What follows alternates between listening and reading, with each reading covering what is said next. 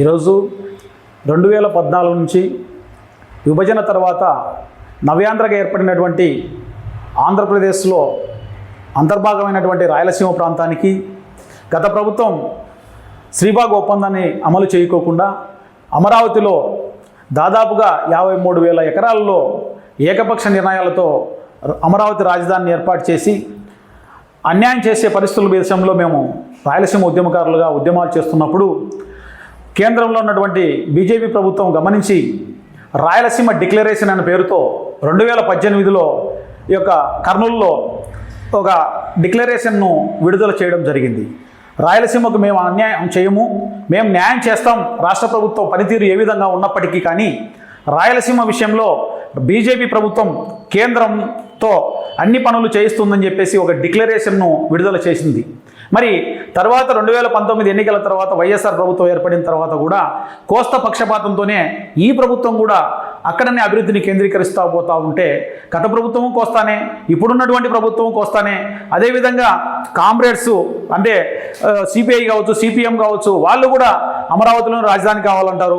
అదేవిధంగా జనసేన కావచ్చు, ఆ పార్టీ కూడా అక్కడనే అమరావతిలోని రాజధాని ఏర్పాటు చేయాలని చెప్పేసి మరోసారి అభివృద్ధి కేంద్రీకరణే కావాలని చెప్పేసి ఆ రోజు విభజనకు లేఖలిచ్చినటువంటి అన్ని రాజకీయ పార్టీలు కూడా మరోసారి అభివృద్ధి కేంద్రీకరణకే మొగ్గు చూపుతున్నాయంటే ఈరోజు మేధావులుగా ఉన్నంత వాళ్ళు, అదేవిధంగా రాయలసీమలో అభివృద్ధిని కోరుకున్న వాళ్ళు, అన్ని రంగాల్లో వెనుకబడినటువంటి రాయలసీమ గురించి ఎన్నో త్యాగాలు చేసినటువంటి రాయలసీమ ప్రాంతం విషయంలో కేంద్రం జోక్యం చేసుకోవాల్సిన బాధ్యతను విస్మరించి ఈరోజు ఈ యొక్క గత ప్రభుత్వాన్ని, ఈ ప్రభుత్వాన్ని విషయంలో వాళ్ళ యొక్క అంటే కేంద్రం యొక్క రాజకీయ అవసరాలను తీర్చుకోవడానికి వీళ్ళను అదుపాజ్ఞలో పెట్టుకొని కేవలం రాజకీయ క్రీడతో రాయలసీమ ప్రాంతాన్ని అన్యాయం చేస్తున్నారన్న విషయాన్ని రాయలసీమ ఉద్యమకారులుగా మేము ఖండిస్తున్నాం. మరి ఈరోజు బీజేపీ ప్రభుత్వం, బీజేపీ పార్టీ ఈరోజు తెలుగుదేశం జనసేన కూటమిలో కలిసి ఈరోజు ఎన్నికలకు రావాలని ప్రయత్నం చేస్తుందన్న విషయాన్ని మేము పత్రికల ద్వారా చూస్తున్నాం. మరి ఆ రోజు ప్రత్యేక హోదా విషయంలో ఈ యొక్క ఆంధ్రప్రదేశ్కి అన్యాయం చేశారు. మన రాయలసీమకు బుందేల్ఖండ్ ప్యాకేజీ ఇవ్వలేదు, విభజన చట్టంలో ఉన్న కడప ఉక్కు పరిశ్రమను సాధించలేదు, ఇక్కడ నాణ్యత లేదని చెప్పేసి అక్కడికి తప్పుడు నివేదికలు పంపిస్తే ఆ యొక్క దాన్ని యాక్సెప్ట్ చేసి కడప ఉక్కు పరిశ్రమను ఇవ్వకోకుండా కేంద్రం అన్యాయం చేసింది.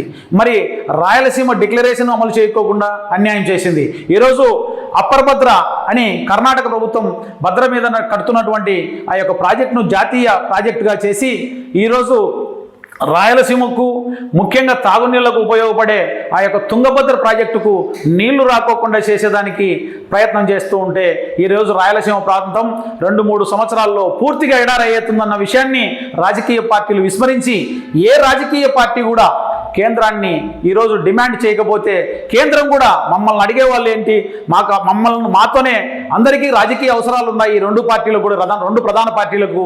కాబట్టి మనం చెప్పిందే వేదం, మనం చేసిందే వేదం అన్నట్లు ఈరోజు కేంద్ర ప్రభుత్వం అనుసరించడం అన్నది చాలా బాధాకరం. ఎందుకంటే ఏపీ అంటేనే కేవలం వైఎస్ఆర్ పార్టీ, తెలుగుదేశం పార్టీనే కాదండి. ఈరోజు రాయలసీమలో ఉన్నటువంటి కర్షకులు, కార్మికులు, వలసలకు పోయే ఉద్యోగ ఉపాధి లేక ఈరోజు ఎక్కడికో విదేశాలు పోతూ ఇతర ప్రాంతాలకు పోయే బతుకుతున్నటువంటి అనేకమైనటువంటి సామాన్యమైనటువంటి ప్రజలు ఉన్నారన్న విషయాన్ని మోడీ గారు గమనించకపోవడం అన్నది చాలా బాధాకరం.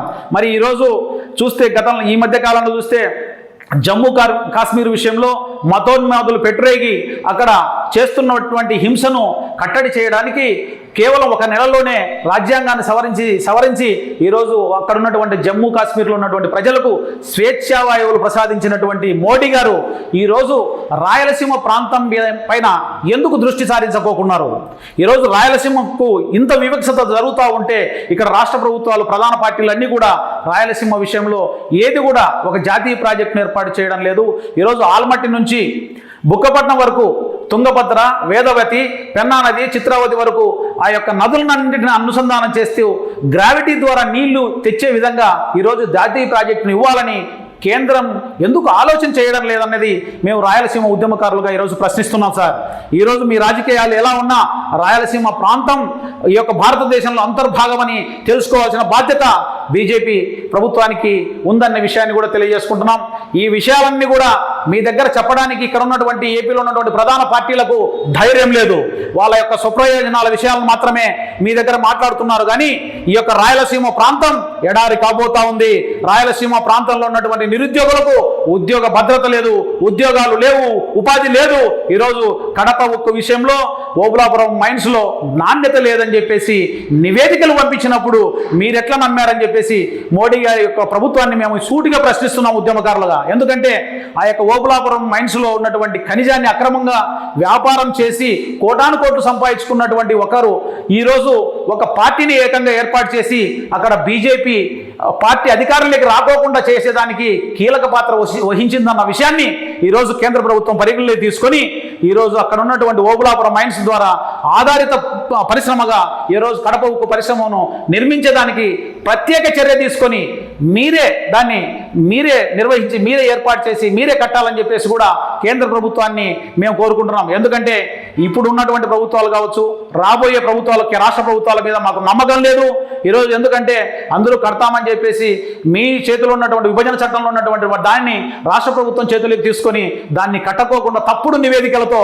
రాయలసీమ ప్రజల యొక్క, నిరుద్యోగుల యొక్క, యువతకు అన్యాయం చేసిందన్న విషయాన్ని కేంద్ర రాష్ట్ర ప్రభుత్వాల దృష్టికి తీసుకెళ్తా ఉన్నాం.